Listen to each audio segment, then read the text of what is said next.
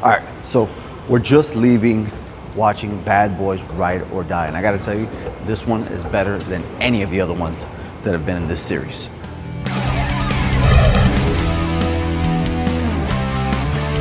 What's going on, people? Alex Thorn here, and I'm just a rock and roller who in his downtime likes to watch movies while wearing a bandana.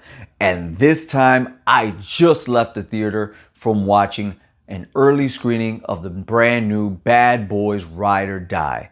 And I've got to tell you, after already on the way to this movie, watching Bad Boys 1, 2, For Life, which is part 3, and now Ride or Die, I am completely taken aback at how stylistic and how good this movie was.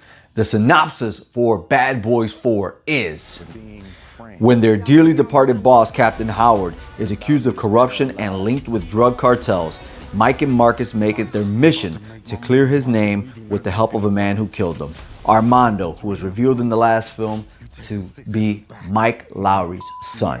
So that sets the stage. And my biggest complaint of Bad Boys for Life, we're just gonna say Bad Boys 3 from now on, was how little Marcus Burnett, Martin Lawrence, was in that movie. He barely did anything. He looked geriatric, like he could barely move. He just did not look like he should have been on set or have been a part of that movie as a whole.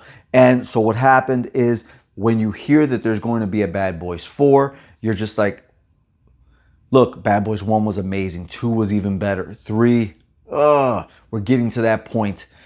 I don't want this series to go down that route to where I regret seeing Martin on screen as much as I did in part 3. It can only get worse. Well, I was wrong, because it only got better. Martin Lawrence is really heavily the main focus of the action in this movie.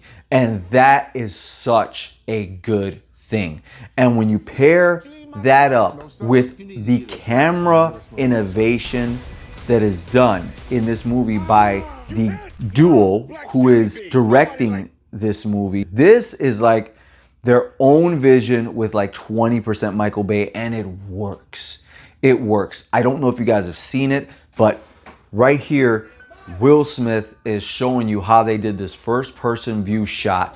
And there are so many cool shots like this. This is the one that they're focused on in social media. But in all honesty, before the movie title even comes on screen, there's like 7 cool shots, and they continue to roll as the movie goes on. Along with that, there's the villain of this story. I can't even remember his name, to be honest with you, but I can tell you this: he fits in line with the villain of part 1, really. That's what he really reminded me of. They don't go as in depth on him as they do with Johnny Tapia, and they certainly don't put as much focus on him as they did with, you know, the mother and Armando in part 3. But he fits the mold because it's not really about the villain. It's really about the relationship and the running and gunning between Marcus and Mike. And one of the other things that this movie does is it does a lot of callbacks and visual callbacks, which is necessary with the film that started as franchise in 1995, and we're getting a brand new 4th sequel in 2024. And I'm gonna be honest with you, with this entry, I can see them making a Bad Boys 5. If they can get Martin to be this enthusiastic and use whatever the stylistic camera tricks and innovation that they did for a 5th part, because Will is not to be worried about. He's great.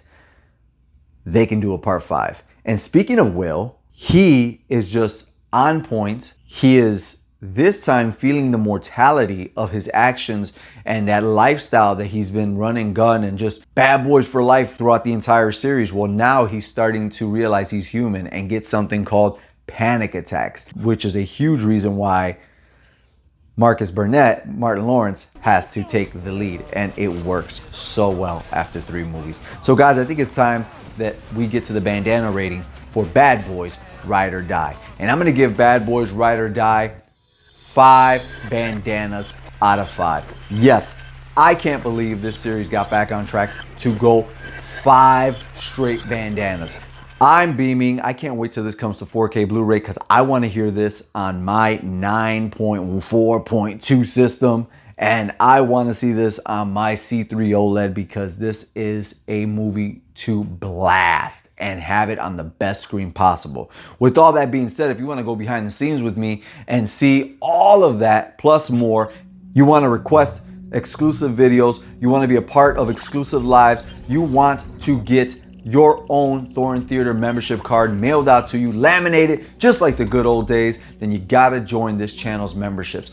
And I appreciate the hell out of anybody who helps me out on this journey. And if you don't feel like making that commitment, you can do a super chat, super thanks, or you can buy me a coffee because coffee gets me through the day. And right now, Buy Me a Coffee has released an update to where when you buy me a coffee or donate to this channel, I can now reply back to you in video form to your note and thank you personally. So guys, once again, I'm gonna leave that QR code right here. I'm Alex Thorn, and you know what I gotta do. I gotta rock out, work on that next single, work on the ranking video, and watch some movies. I'm so excited I forgot my own catchphrase.